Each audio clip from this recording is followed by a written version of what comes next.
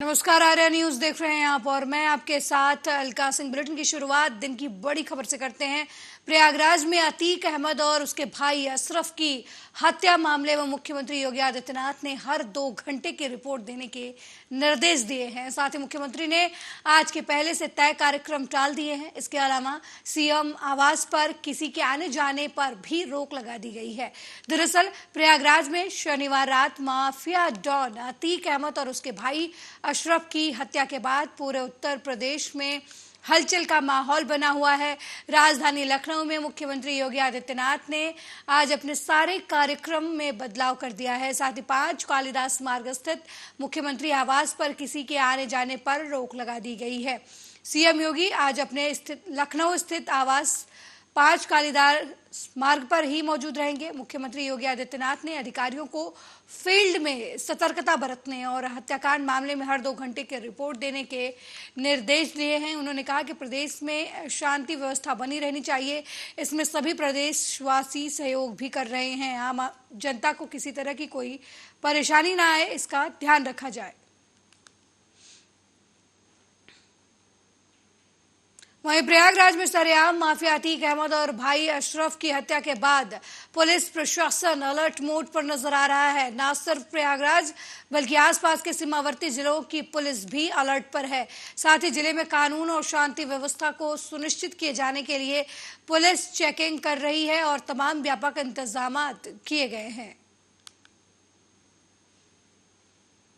अभी आपको ये प्रिलिमिनरी इन्फॉर्मेशन है जो प्राथमिक जानकारी प्राप्त हुई, क्योंकि यहाँ आने पे मैंडेटरी लीगल रिक्वायरमेंट के तहत में इनको मेडिकल के लिए लाया गया था और मीडिया के लोग पत्रकार जो साथ में थे और फाइट ले रहे थे। इसी में प्राथमिक जानकारी के अनुसार 3 लोग मीडिया कर्मी बन के आए और वो मीडिया कर्मी बन के उन्होंने वहाँ पे बाइट लेने का प्रयास किया। उसी के अंतर्गत उन्होंने ये इंसिडेंट हुआ है जिसमें उन्होंने फायर किया है। इसमें 3 लोगों को भी पकड़ा गया है, उसे पूछताछ अभी हम कर रहे हैं और इसमें इनकी अतीक और अशरफ की डेथ हुई है। इसके अलावा एक पत्रकार हैं जो ANI के हैं, मैं उनके नाम अभी नहीं डाइवर्ज कर रहा हूँ, लखनऊ के पत्रकार हैं ANI के। इनके चोट आई है और अभी मेरी उनसे बात हुई है तो उनका वो उस इंसिडेंट में वहीं खड़े थे तो एकदम भागे दौड़े हैं तो उनको गिरने से चोट आई है। और एक कांस्टेबल है मान सिंह हमारा, जिसको अभी प्राथमिक रूप से बुलेट इंजरी है। भैया फोन नीचे कर लो ना। हाई अलर्ट के मद्देनज़र जो निर्देश प्राप्त हुए हैं उसके अनुसार कानपुर कमिश्नरेट भी हमारे सभी अधिकारी मोबाइल हैं। सभी DCPs, सभी ACPs, एडिशनल DCPs, सभी SHOs, SOs अपने अपने क्षेत्र में मोबिलिटी और बनाए हुए हैं। सतर्कता रखी जा रही है। आम रूप से कानपुर कमिश्नरेट में, पूरे कमिश्नरेट में शांति है। लगभग कितना पुलिस फोर्स इस समय मौके पर है? सभी थानों से सभी SHOs और एडिशनल SHOs और जितनी हमारी मोबाइल पार्टियां हैं वो सभी मोबाइल हैं। वैसे भी रमज़ान के माह में रात में हम मोबिलिटी बनाए रखते हैं, दिन में रात में मोबिलिटी बनाए रखते हैं। आज अतिरिक्त सतर्कता बरती जा रही है। आज सभी अधिकारी भी रात भर मोबाइल हैं। तो रात में दुकानों को लेकर कोई निर्देश नहीं, आम रूप से जो दुकानें रात में तो बंद ही रहती है। कुछ एरियाज़ में इस रमज़ान की वजह से देर रात तक दुकानें खुलती हैं, वो खुली हैं। बाकी सब बंद है। मेनली खाने पीने की जो दुकानें हैं वो रात में देर तक इस माह में खुली रहती हैं, वो खुली हैं। बाकी सब नॉर्मल है। इस समय हाई अलर्ट मेंटेन किया जा रहा है। सभी अधिकारी इस समय क्षेत्र में हैं। सभी थानाध्यक्ष जो हैं अपनी महत्वपूर्ण चेकिंग पॉइंट्स पे जो है वो चेकिंग कर रहे हैं। हर एक पॉइंट पर कोई ना कोई राजपत्रित अधिकारी उनके साथ चेकिंग कर रहे हैं। मैं भी इस समय जो हूँ परमानंद चौक पर चेकिंग करवा रही हूँ और जितने भी सीमावर्ती हमारे जिले हैं और राज्य हैं उनके साथ भी जितने भी हमारे बॉर्डर पॉइंट्स हैं सबको सील कर दिया गया है। सबकी सघन चेकिंग कराई जा रही है। हर तरफ पुलिस पूरी तरह से मुस्तैद है और इस तरह से यहाँ पर जो है बहुत ही मुस्तैदी के साथ पुलिस की चेकिंग कराई जा रही है। किन किन लोगों पर नजर रखने के निर्देश दिए गए हैं आपके द्वारा? देखिए, हमारा क्योंकि बॉर्डर लगता है विभिन्न जनपदों के साथ और विभिन्न राज्यों के साथ, अतः उन सभी पे पैनी दृष्टि रखी जाएगी कि कौन आ जा रहे हैं जिले से। इसके अलावा जो हमारे महत्वपूर्ण सेंसिटिव पॉइंट्स हैं पूरे जिले के, मेन शहर के, मेन कस्बों के, सब जगह आने जाने वाले सभी वाहनों की सघन चेकिंग की जाएगी कि किसी में कोई भी इस तरह के तत्व जो हैं वे यहाँ से वहाँ न जाने पाएं। इस तरह से संपूर्ण जिले में हाई अलर्ट जो है वो मेंटेन किया जाएगा। मॉर्निंग टाइम में मैम पीएससी तैनात की जाएगी या कहीं? देखिए, हमारे यहाँ पे पीएससी जो है वो हाई अलर्ट पे आल्हा चौक पर ऑलरेडी तैनात कर दी गई है और चरखारी में भी तैनात कर दी गई है। और यहाँ पे जितने भी एक्स्ट्रा फोर्स हैं 3 QRTs का ऑलरेडी फॉर्मेशन कर दिया गया है। जो वहीं राजस्थान पुलिस स्थापना दिवस पर सीएम अशोक गहलोत ने बीजेपी पर जमकर निशाना साधा है। विपक्ष की भूमिका पर प्रकाश डालें तो वहीं इसी बीच सीएम गहलोत ने प्रयागराज में अतीक और उनके भाई अशरफ की पुलिस सुरक्षा में गोली मारकर हत्या की वारदात पर भी अपनी प्रतिक्रिया देते हुए कहा कि त्वरित न्याय समाधान नहीं है, इससे कानून का राज स्थापित नहीं होगा। जिसके बाद सीएम ने राजस्थान पुलिस की भी तारीफ की इस दौरान।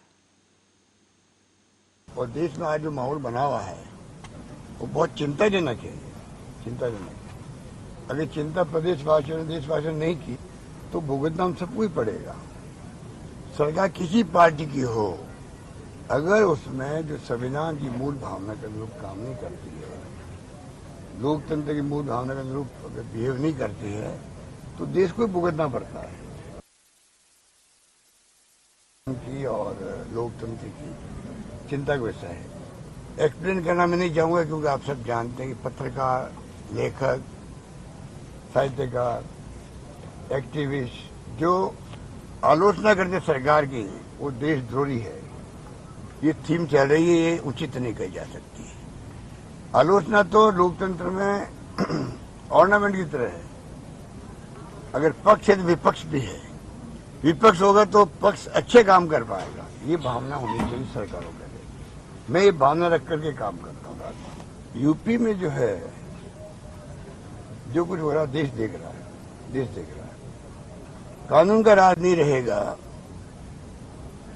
तो घटना किसी के साथ हो सकती है। कानून के अंतर्गत ये सब कार्रवाई होगी तब जाके देश में कानून व्यवस्था कायम रहेगी, देश एक रहेगा, अखंड रहेगा, सभी जाति धर्मों के बीच में कॉन्फिडेंस रहेगा।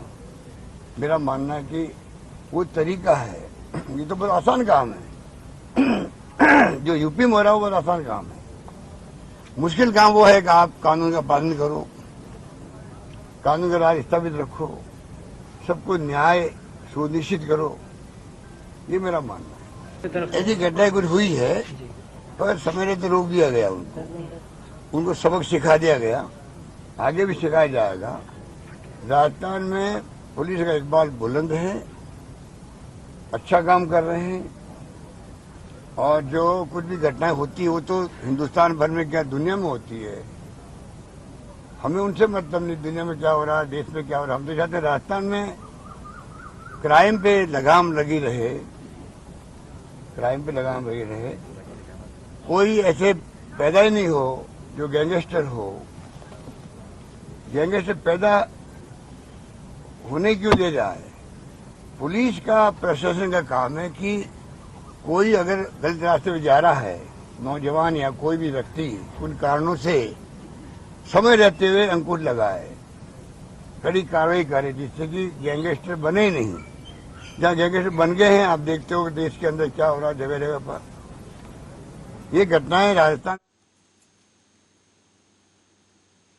वहीं नेता प्रतिपक्ष गोविंद सिंह के रानी कमलापति को लेकर दिए बयान को लेकर अब मुख्यमंत्री शिवराज सिंह चौहान ने कांग्रेस को जमकर खरी खोटी सुनाई है। स्मार्ट सिटी पार्क में मीडिया कर्मियों से चर्चा करते हुए सीएम ने कहा कि ये देश और प्रदेश के वासियों का सबसे बड़ा अपमान है। सीएम ने कहा कि आश्चर्य है कि कांग्रेस को केवल एक ही नेहरू और गांधी परिवार को जानती है। रानी कमलापति महिला हिंदू शासक और भोपाल की गोंड रानी थी। सुशासन रानी कमलापति ने दिया है। उन्होंने छोटे तालाब में जल समाधि ली। तालाब के पानी में आज भी उनके बलिदान की गूंज सुनाई देती है। सीएम ने सवाल किया कि कमला पार्क का नाम किसके नाम पर रखा गया था, ये कांग्रेस को बताना चाहिए। कि कांग्रेस तो केवल एक ही जानती है, एक ही नाम गांधी खानदान, वो भी नेहरू खानदानी। उस खानदान के अलावा कोई महापुरुष हुआ ही नहीं। मुझे आश्चर्य है कि रानी कमलापति अंतिम हिंदू शासक थी भोपाल की, गौंड रानी थी, स्वाभिमानी थी, स्वधर्म पर मरने वाली थी। सुशासन उन्होंने दिया, और जब छल से कपट से उनको ये लगा कि दोस्त मोहम्मद खां की सेना जीत जाएगी, तो उन्होंने यहां जल समाधि ली थी छोटे तालाब में। ये छोटा तालाब बड़े तालाब के पानी में आज भी उनके बलिदान की गूंज सुनाई देती है। हम तो बचपन से पढ़ते थे, ताल तो भोपाल ताल और सब तलैया, रानी तो कमलापति। यहां के बच्चों ने पढ़ा है। वहीं बस्तर के पुलिस महानिरीक्षक दक्षिण रेंज पी सुंदरराज के मार्गदर्शन में छत्तीसगढ़ के बीजापुर जिले में स्थित सशस्त्र बल की 15वीं वाहिनी में बस्तर फाइटर 9 आरक्षकों का बुनियादी प्रशिक्षण प्रथम सत्र दीक्षांत समारोह सफलतापूर्वक संपन्न किया गया। इस सत्र में 206 प्रशिक्षुओं और 213 दिवन का गहन प्रशिक्षण दिया गया, जिनमें 204 प्रशिक्षु आरक्षी अपनी अंतिम परीक्षा में सफल रहे, जबकि 2 अन्य स्वास्थ्यगत कारणों से प्रशिक्षण पूरा नहीं कर सके। प्रशिक्षण के दौरान इन आरक्षकों को इंडोर और आउटडोर दोनों ही प्रशिक्षण दिया गया।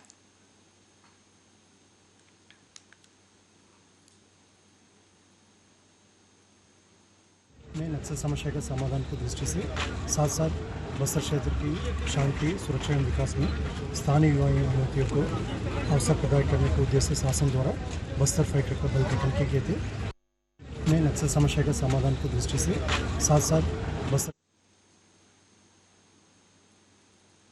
वहीं यूथ जोड़ो बूथ जोड़ो और जवाब दो मोदी कार्यक्रम में पहुंचे राष्ट्रीय महासचिव युवा कांग्रेस और युवा कांग्रेस के प्रदेश प्रभारी डॉक्टर पलक वर्मा और छत्तीसगढ़ युवा कांग्रेस के प्रदेश अध्यक्ष आकाश शर्मा का युवा कांग्रेस के जिला उपाध्यक्ष उमेश डोंगरे और उनकी पूरी टीम ने स्वागत किया।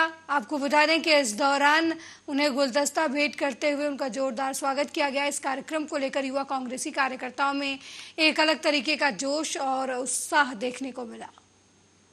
तो बूथ जोड़ो जवाब दो मोदी जी, इस कार्यक्रम में गरियाबंद पहुंचे राष्ट्रीय महासचिव व प्रदेश प्रभारी डॉक्टर सुश्री पलक वर्मा जी व प्रदेश अध्यक्ष श्री आकाश शर्मा जी।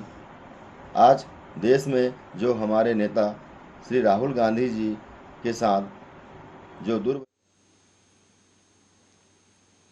वहीं मैहर के गांव भटूरा में सुखेंद्र पटेल की मृत्यु करंट लगने से हो गई और परिजनों ने बताया कि मृतक सुखेंद्र की भैंस गुम हो गई थी, जिसे खोजने के लिए घर से 14 अप्रैल को शाम को खेत की ओर निकले थे, जहां 11,000 वोल्ट के पास जंगली सुअर का शिकार करने के ताक से विद्युत करंट के जाल लगाए गए थे, जिसमें फंसने से युवक की मौत हो गई। वहीं घटना की जानकारी पाकर मौके पर पहुंची पुलिस ने शव को कब्जे में लेकर पोस्टमार्टम के लिए भेज दिया।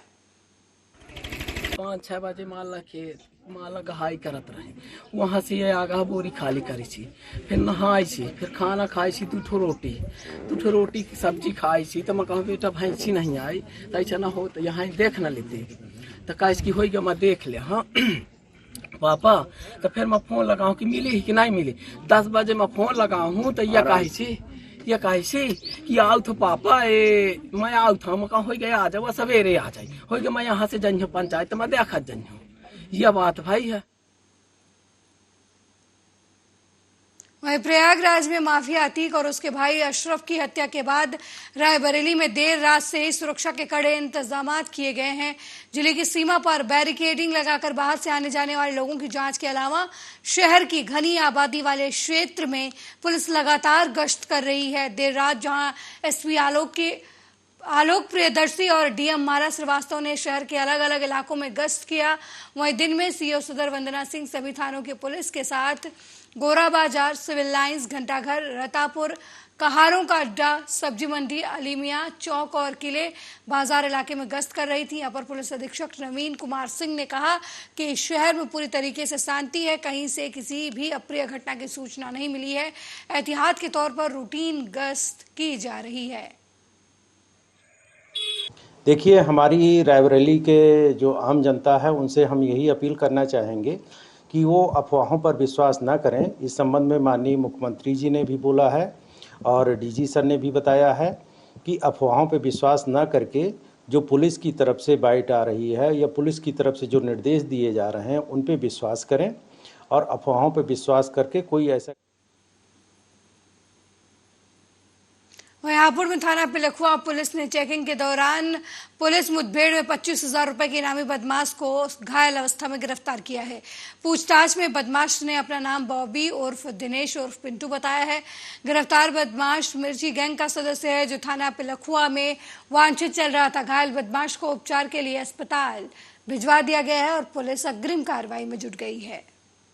थाना पिलखुआ में आज एक मुठभेड़ हुई है जिसमें एक वांछित अभियुक्त जिसके ऊपर 25,000 रुपए का इनाम घोषित था उसको गिरफ्तार किया गया है। गिरफ्तार अपराधी का नाम बॉबी उर्फ संदीप उर्फ पिंटू उर्फ मिर्ची है। ये मिर्ची गैंग का एक्टिव सदस्य रहा है।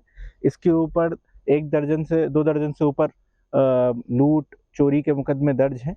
इन्होंने थाना पिलखुआ क्षेत्र में 6 फरवरी 2023 को एक सिगरेट व्यापारी को गोली मार करके भागने की एक घटना की गई थी जिसमें ये वांछित चल रहे थे। इसी की सूचना पर आज इनकी घेराबंदी सिकेड़ा पुलिया के पास की गई थी जिसमें इनको मुठभेड़ के उपरांत गिरफ्तार किया गया है। घायल अभियुक्त को उपचार हेतु अस्पताल रवाना किया गया है जिनसे विस्तृत पूछताछ की जाएगी। थाना पिलखुआ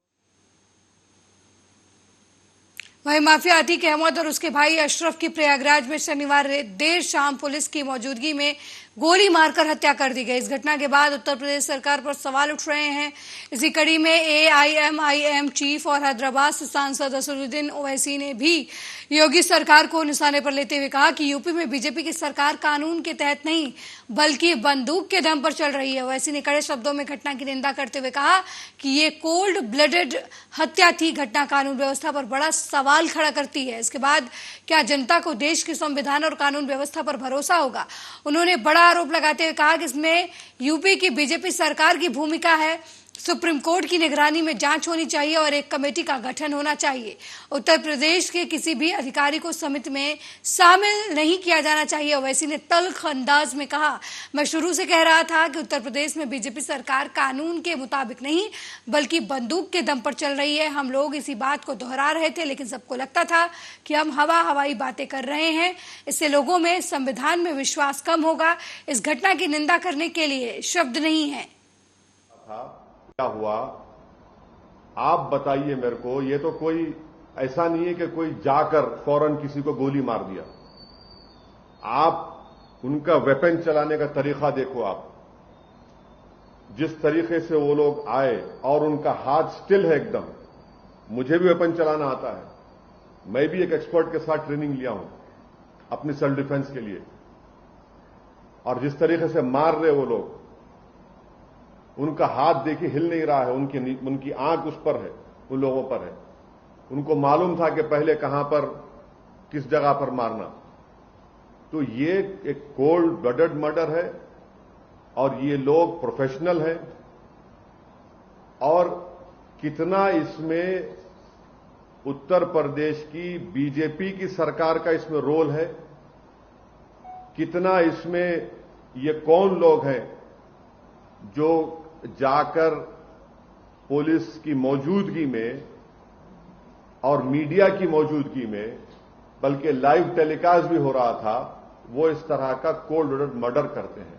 तो ये इसके लिए जरूरी है कि सुप्रीम कोर्ट मॉनिटर्ड इसमें इन्वेस्टिगेशन होनी चाहिए, कमेटी बननी चाहिए।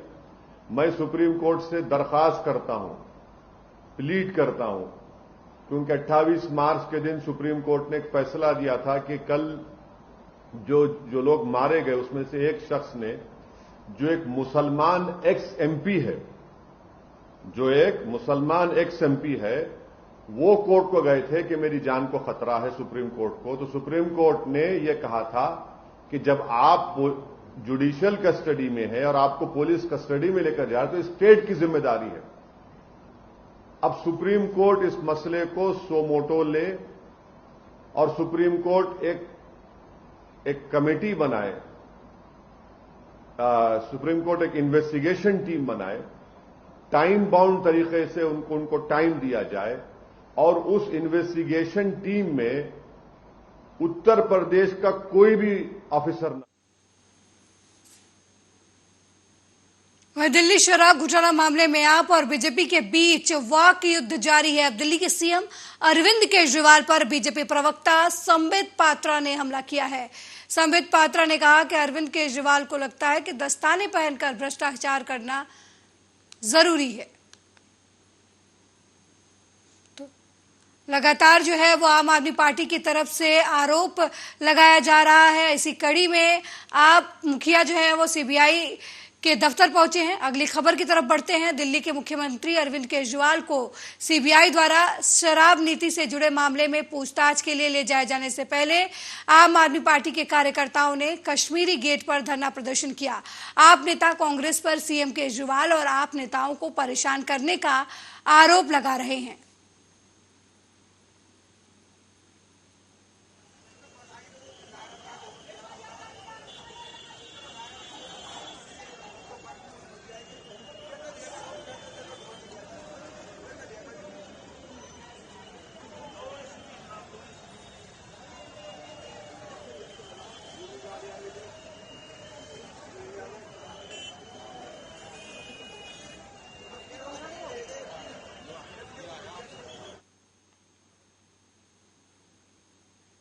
मेरे साथ इस बुलेटिन में फिलहाल इतना ही। देश दुनिया की तमाम खबरों को देखने के लिए देखते रहिए आर्या न्यूज। नमस्कार।